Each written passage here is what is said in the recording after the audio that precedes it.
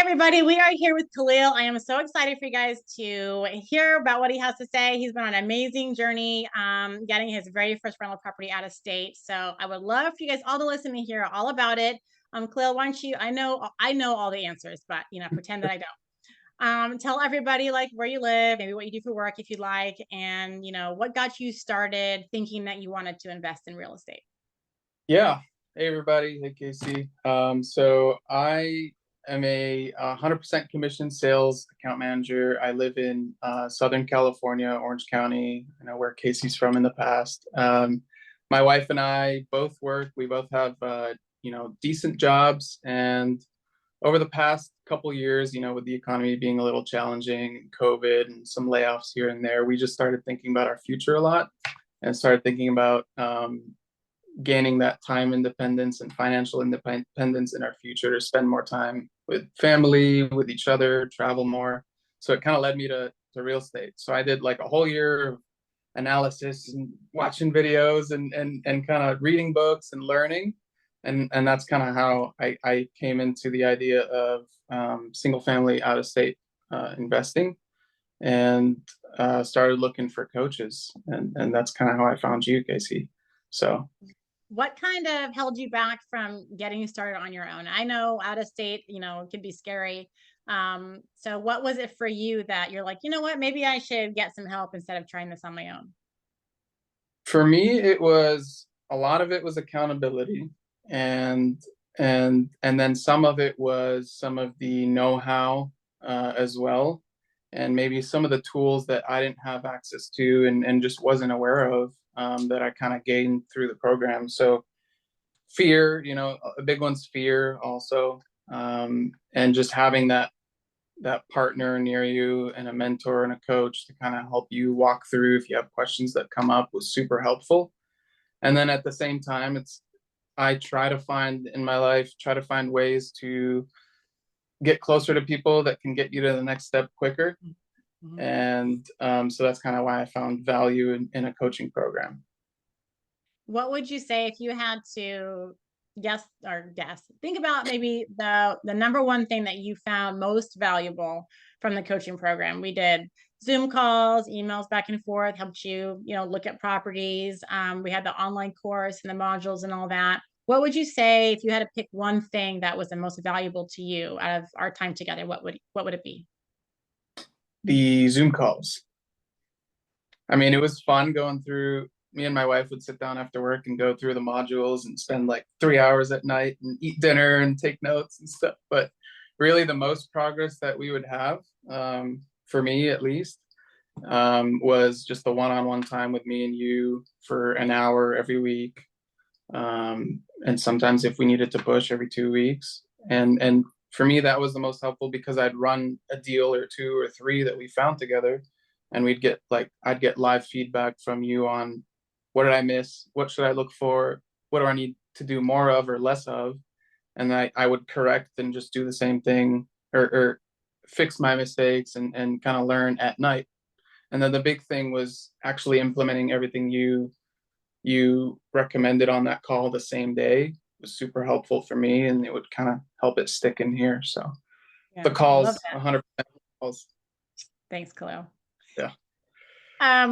So tell everyone about your deal. Tell everyone about your first rental property you got. Yeah. So I started in Columbus and then kind of ran numbers, moved to Cincinnati, ran numbers, and then I needed more deals. There weren't enough deals when I was looking. And that's how I landed in a city called Euclid. And it's right outside of kind of northeast of Cleveland. And super nice, 3-bed, 2-bath, single family home. What I loved about it was the price. Yeah.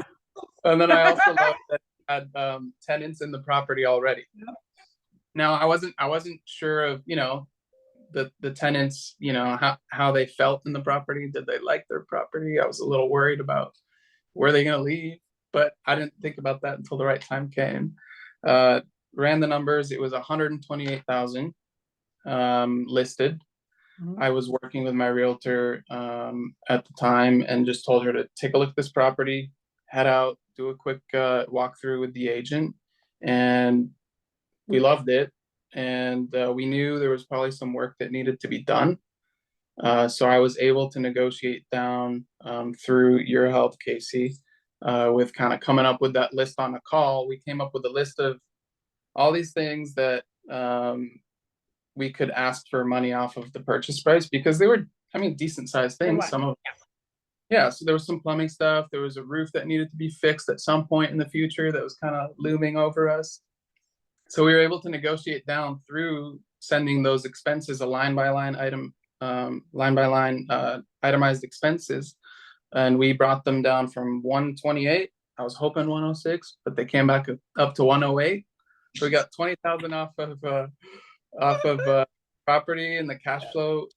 Cash flow is great. I kind of have like a min and max, but cash flow, you know, ideal scenario with on a month with no expenses like maintenance or capex, we should be at $480 a month in net. And then, you know, if things come up here and there, it'll be 270 is what we have in our numbers. So, and we kept the tenant. Yeah, that's amazing. And I love that you can do some of the work that needs to be done, doesn't affect the tenant living there and didn't have to move out. So you're still, what are they paying? Like $1,400 a month? $1,450 a month. $1,450. So it beats the 1% rule, which was great. And we had to like schmooze them a little bit to kind of keep them happy. We're getting some work done on the plumbing side for like $1,100 that we factored into our numbers early on. So they're coming in to do that on Monday. So as long as we're gonna keep them happy, I think we'll have a good tenant in there. They take care of the property, and I mean, I'm super excited that we got our first deal done. So thank you. Excited. Yes, no, it was great. I'm really proud of you. I knew you could do it. Thank you so much. What would you say are your next steps? Like, okay, you got your first out-of-state rental under your belt. What's next for you? I've been working on that. So I was just doing that a couple hours ago. So I have a big goal of impossible goal of 20,000 a month in passive income. Trying to find the ways in my mind to get there, and I think our next step is most likely going to be jumping to a duplex or a 2 to 4 unit in the same area, and just kind of leverage the relationships that I have over there right now, and just learn and take it to the next step. It might take us to something else afterwards, but I have to keep taking it, So if you had one thing to say to maybe one of a prospective student, someone is thinking that they want to join my program and they're watching this video, listening to you, and they're like, I don't know if I want to spend the money on a coaching program. I don't know if I want to, you know, do that. I could probably do it on my own. What would you say to that person to get them off the fence? Yeah. So, you know, 2020, I was broke. I got laid off for a month and change, and my wife wasn't working, and my brother was living with me, and nobody had jobs except for me. And so that's kind of what got me started on my real estate journey. But I realized that you can take your path and try to learn, and it'll take you a long time, and you won't be surrounded by the right people that have been there and done that.